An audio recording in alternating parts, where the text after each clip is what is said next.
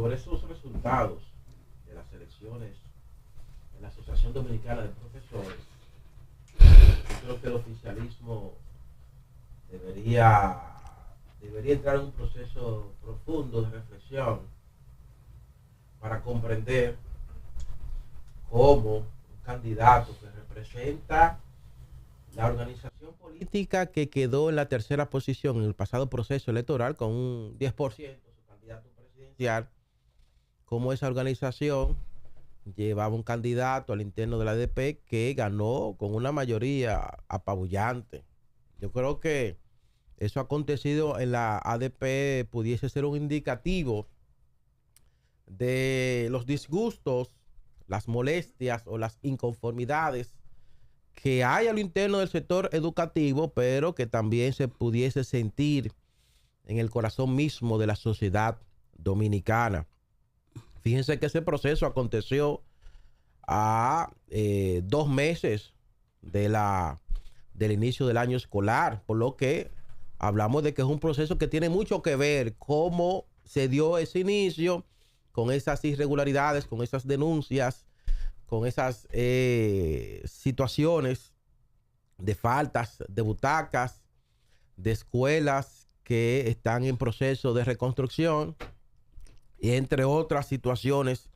que han sido denunciadas ante los medios de comunicación. Ojalá que el oficialismo pueda analizar todo esto y no asumir de que, bueno, tenemos la presidencia de la República, tenemos mayorías en el Congreso Nacional, en el Poder Municipal, y todas esas mayorías serán conservadas, ¿no? Hasta que nosotros tengamos las posibilidades, ¿no? De incidir, de influenciar en esa construcción de esas mayorías. Yo creo que esas mayorías electorales tienen que estar vinculadas a los niveles de satisfacción de la gente. Y si en ese proceso electoral del ADP, el candidato que representaba al oficialismo no tuvo unos mejores resultados, no muestra de que la satisfacción al interno del sector no es la mejor. Y no debería, y debería ser, y debería estar alineada con esa postura del gobierno que ha priorizado el sector educativo nacional, al punto de que hemos visto cierta mejora en las evaluaciones que hace PISA, no al nivel que nosotros hubiésemos deseado, pero se ha evidenciado cierta mejora. También quería referirme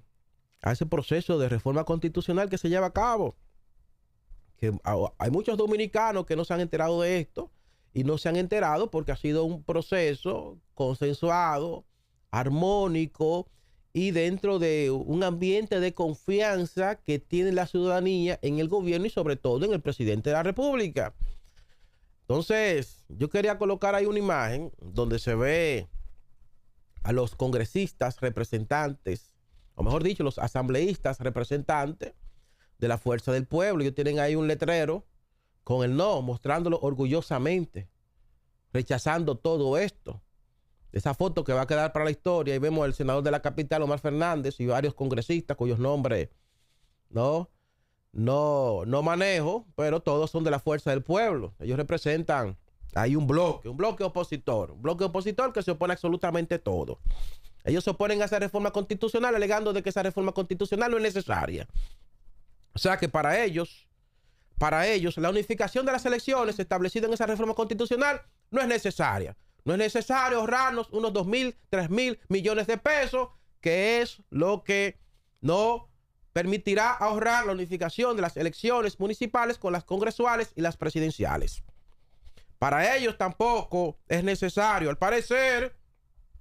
porque se siente muy orgulloso de exhibir su letrero del no. Al parecer no es necesario la exclusión del procurador del Consejo Nacional de la Magistratura. Con esto se procura, de cierta forma, reducir el peso y la fuerza presidencial del Ejecutivo en ese órgano de fuerza y de poder, con la potestad de elegir a los jueces de las altas cortes. Para esos congresistas que con mucho orgullo elevan el letrerito del no en oposición a esa reforma constitucional, al parecer la petrificación del artículo o del modo de elección que va a garantizar que ningún presidente en el futuro intente, o al menos ose intentar modificar el modelo de elección establecido actualmente de